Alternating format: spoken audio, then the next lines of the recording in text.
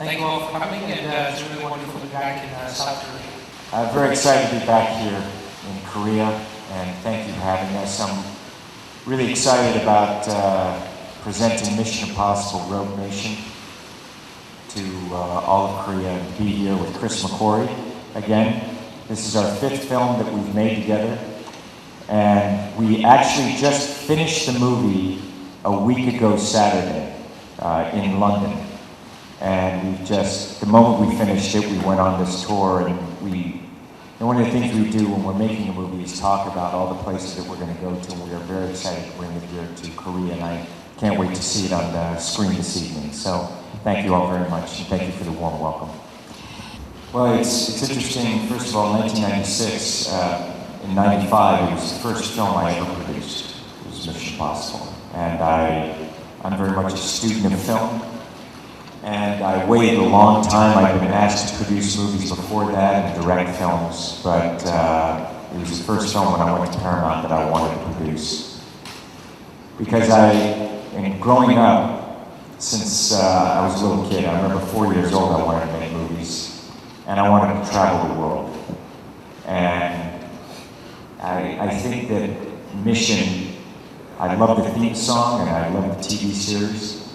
And for me to be able to take a movie and go and travel in the world, what I was hoping is to have something that will go into different cultures. I can work in those cultures with an international cast and have these kind of the spy thriller, but very it's not just character. It is character story, but also the action and suspense. They're very challenging films as a producer, filmmaker to make. Creating the stories, creating the set pieces that serve as character.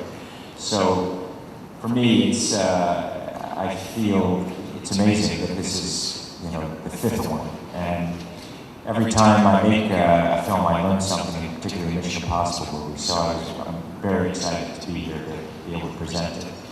And Chris McQuarrie, he was not credited on Ghost Protocol, but he wrote the structure and scenes of Ghost Protocol. And to be here today is quite amazing. Now you want to hear about the A400? Is that also the A400? Yes. Yes, okay. Thank you. The A400, when Chris suggested it, he said, "You want to hang off an airplane?" I said, "Okay, let's try it out." There was a lot we had to go through to get it to the stage of shooting. We went and scouted the A400, the Airbus A400. It actually hadn't been delivered to its customers yet. And they never had a camera film on the outside of the plane. So we met with the engineers, the test pilots. I'm a pilot myself. I fly aerobatic airplanes. So we were going through it to figure out how do we do it, how do we get that shot that's on the poster right there. And Chris had designed the sequence.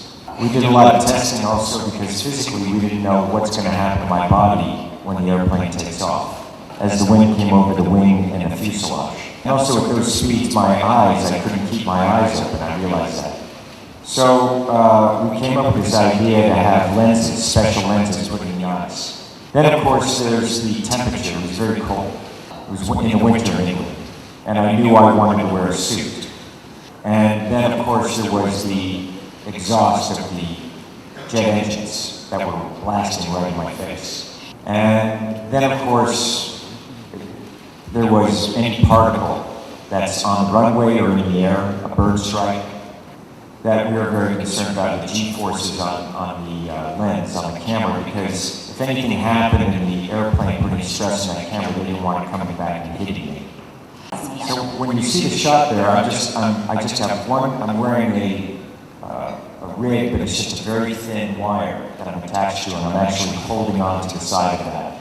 And outside of the paratrooper door, you can see a little step there on the side where my feet, you can see a step on the side. I met with the test pilot, and remember we kept talking. I said, "Listen, we had to get the right angle, so we were talking about what's the angle of attack, the angle of a climb out is going to be." I kept telling him, I said, "Look, I want my feet against the side of the fuselage and off the wing." I remember him just smiling the whole time, and he said, "That's not going to be a problem, Tom. That's not going to be a problem." So we're going down the road, I get attached to the airplane before the engine starts. And Chris is on the inside of the airplane looking on the monitor at the angle of the camera. And do you remember you came out, do you want to add like you came out beforehand? I came outside to give Tom some direction. Strapped on in the taxi, and now right we're at the top of the runway, and he came out to give me instruction. And I was wearing very warm clothing, many layers of warm clothing. I remember how cold I was, despite having so much warm clothing on. And Tom was just wearing a suit and nothing else. And I noticed how powerful the exhaust was coming out of the engines. It made it very difficult to breathe. And I was suddenly struck with how difficult it was for Tom to do this. And he hadn't told anyone. And Tom couldn't see me because of the contact lenses, and he couldn't hear me because he had earplugs in his ear. So I couldn't really give him any more direction. And just before I left, Tom said to me, as loud as he could, shouting over the engines, To the side of that plane. hanging right there, he shouted, "If it looks like I'm panicking, I'm acting. Don't cut." So I knew I couldn't tell the difference between whether he was acting or really panicking. So I went back on the plane and strapped myself in and thought, well, we don't know what's going to happen. No matter what, I didn't want him to cut, because I knew this was our chance to get it. And so then I knew, I was like, let's go. The pilot threw the throttles forward, and we started hammering down the runway. I had a hard time keeping my feet on the wing, just as we were going down the runway. We were going so fast, my legs kept popping up. I decided to visualize before we took off. You know, when I'm acting, I know the camera, the lens, the size, and Chris and I talked so much about the sequence and the edits that he needed. And we're going down the runway. And there was a moment I'm thinking, maybe this wasn't such a good idea. We ended up doing it 8 times. So when I lived through it, and I do it, really it's for story, and it's for character, and it's to entertain an audience, and it's a privilege for me to do that. And I kept thinking about the shots, and thinking about an audience, and wanting to entertain them, and thinking, wow, maybe this will take your breath away. We'll see. No, that was purely a consequence of story. We kept trying to come up with an ending that was bigger than the rest of the movie. And every time we did, we felt ourselves dissatisfied with the way the characters were resolving. And we realized that the conflict between Ethan Hunt and Solomon Lane was an intellectual one, and not one of big action. It was a battle of wits. Now, I tell you, it's wonderful coming here because they love movies. And I always get such a warm welcome, and I've always, even as a kid, it's a place that I've wanted to come to, and I love the welcome that I get here, and I really appreciate it. And as for the next one, every time I've made a mission movie or made different kinds of films, people kind of look at me and go, well, now what?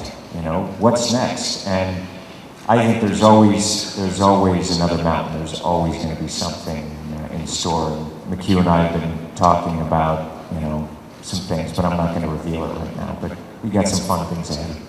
There's so many things that we come up with when we're making it, so I'm looking forward to it. And just to add with what Chris said also about story, which Mission is such a fascinating movie.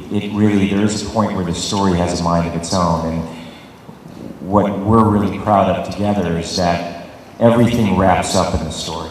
I love a story that starts one way and how it all comes together at the end. I think that it's, there's so many characters to juggle in a Mission movie. I think Chris McQuarrie did an extraordinary job with that. I think some of it was conscious and some of it was unconscious. I grew up watching all of those movies, the spy movies from the 50s and 60s, more than the films of the 70s. At the same time, I wanted to celebrate the entire series. It was the 5th film, and it had been 20 years. And so I wanted this film to harken back to all of the previous movies. There's even elements of the first movie in this movie where we've made little references to the first film throughout. For anybody who is very familiar with the first film. You know, it is, Mission 1 is the first film that I ever produced, and you know, with each one, I love working on the story and the characters. The stunts, you know, each time we keep pushing ourselves harder and harder, and they are stunts, and so there's always a danger in doing them. But you know, fortunately, I have not had a problem. I've never missed a day of work ever in my career, and I'm always there early. And I train very hard, and we prepare very carefully for each one.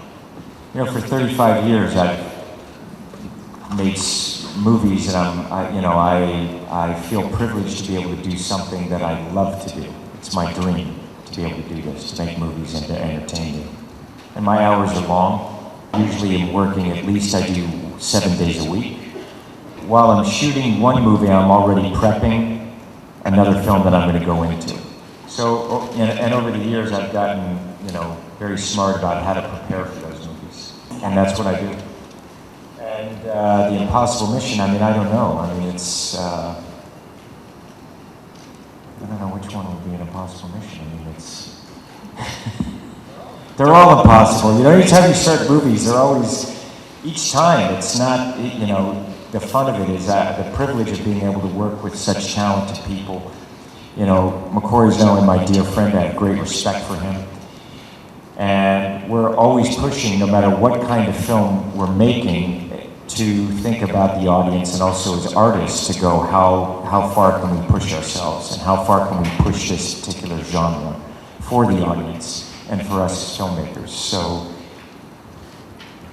we moved the release date up 5 months. And we just finished the movie a week and a half ago at 2 o'clock on Saturday. That was impossible. You know, but it does. It takes a lot of work and a lot of dedication. But it's something that it doesn't feel like a sacrifice to me because I love it. That's why when Simon Pegg says, you know, don't worry about this guy, you know, it doesn't sound impossible, and he's pointing his finger at Ethan, it always makes me laugh. And McHugh wrote that just because everyone thinks like, oh yeah, you and McHugh, you guys could just do it, you know. But I have a saying, McHugh, and I use this to our crew and to everyone that we're working with, because we're always under a tremendous amount of pressure in terms of schedule, and we're pushing ourselves. We have a saying, pressure is a privilege. And that's how I feel about it. You know, Chris and I, we have several films that we're working on. Always 2 weeks into shooting with Chris, I'm always like, what's our next one?